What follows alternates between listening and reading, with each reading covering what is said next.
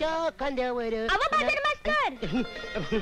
हे बघ कमळे, तुझा बाप मला बाजार मास्तर म्हणत असला तरी तू म्हणलेलं मला कपायचं नाही सांगून ठेवतो. मग प्रेम मास्तर म्हणू? हा चालेल. तू इथं कशाला आली? खरं सांगायचं तर तुला भेटायला आणि खोटे सांगायचं तर बांगड्या भरायला.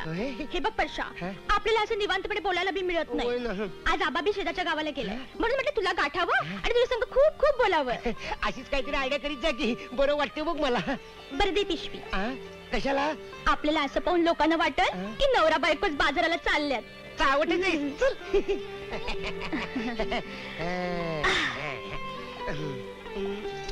खरं सांगू कमळे, कंटाळा आला बघ सगळ्या गोष्टीचा. बघ मला बी कळतंय रे ते.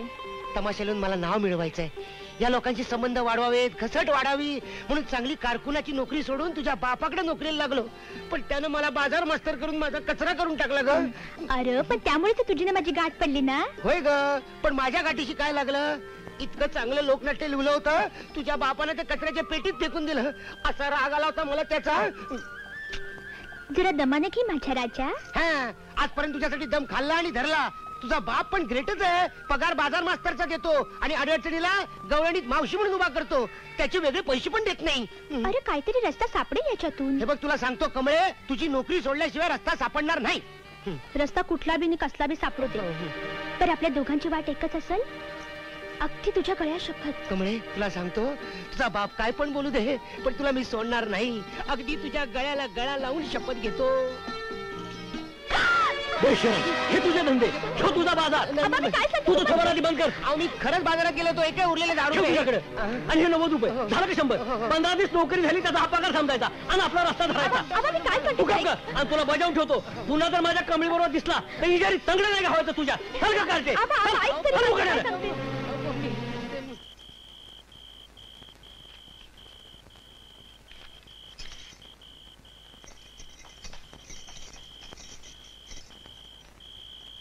परशा. कमळे, परशा, आबांनी तुझा अपमान केला त्याची माफी मी मागते. तू कशाला त्रास करून घेतेस? बघ कमळे, आज मी पुण्याला जाणार आहे. पुण्याला? तिथे जाऊन काय करणार तू? अगं नोकरी धंदा काही शोधायला नको? मग तुझी माझी भेट? तू कशाला काळजी करतेस? हे बघ, तुझे बाबा फडाचा प्रोग्राम घेऊन पुण्याला येतील ना, तेव्हा तू त्यांच्या बरोबर ये. पेपरातली जाहिरात वाचून मी तुला भेटायला येईन. ही तुझी तमाशाची वही घेऊन जा. नको, तमाशाचं स्वप्न पाहायचं सोडून दिले मी आता. आता कुठेतरी कष्ट करून पोट भरायचं ठरवलंय. असं नाव मी नगर हाऊस. हे बघ, हीच वही मी आबांना दाखवते, दुसऱ्याची म्हणून. कमळे, तुला काय हवंय ते तू कर. मला तर आता उत्साह वाटत नाही. मी इथं आलो होतो फक्त तुझा निरोप घेण्यासाठी. येतो मी.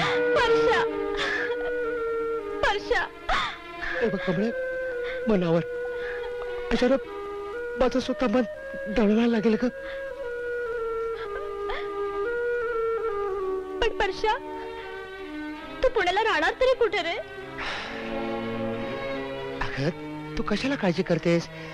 तिथे एक माझा दोस्त आहे, जीवाला जीव देणारा धनंजय. त्याच्याकडेच राहणार आहे मी.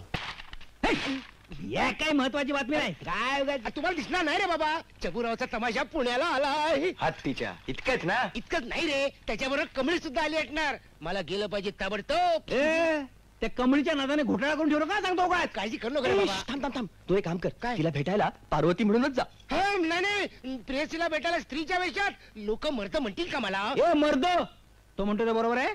कुणालाही संशय येणार नाही, अगदी छबुरावाला सुद्धा.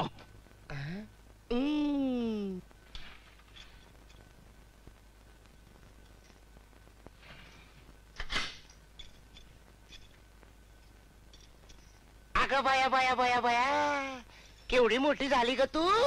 ए बाये, कोण तू? मी नाही ओळखत तुला. अगं 7 जन्माची ओळख आपली. एवढ्या लवकर इसरून कशी चालल? ए भवाने, लय लाडत येऊ नका. आता तुझ्या बरोबर लाडत नाही यायचं तर कुणा बरोबर यायचं ग? कोण कुठची तू? हे बघ बाये, परशा तू. काय रे हे कसलं सोंग काढलं हे बघ ते नंतर सांगतो, आधी सांग तुझा बा कुठं आहे गेलाय बाहेर. आणि आला परत तरी घाबरते कोण? चल. काय छबुराव जोरात चाललाय ना?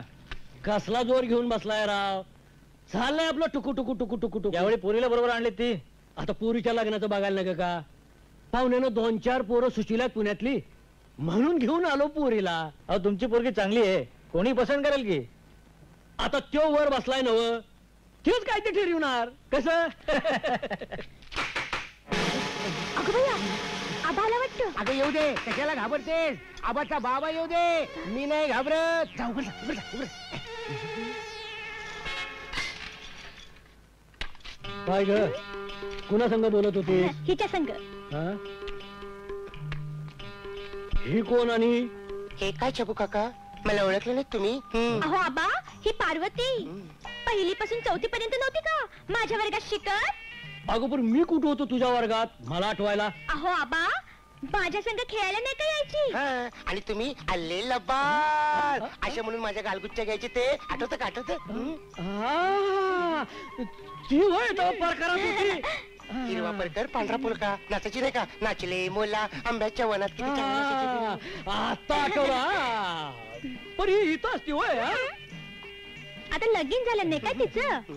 हा, रांगा पिंडाला अगदी मजबूत झाली. हा माझा नवरा पण तसा दांडगा आहे. पण काय म्हणतो छबू काका, त्या कमळीचं लगीन करून टाका की लवकर.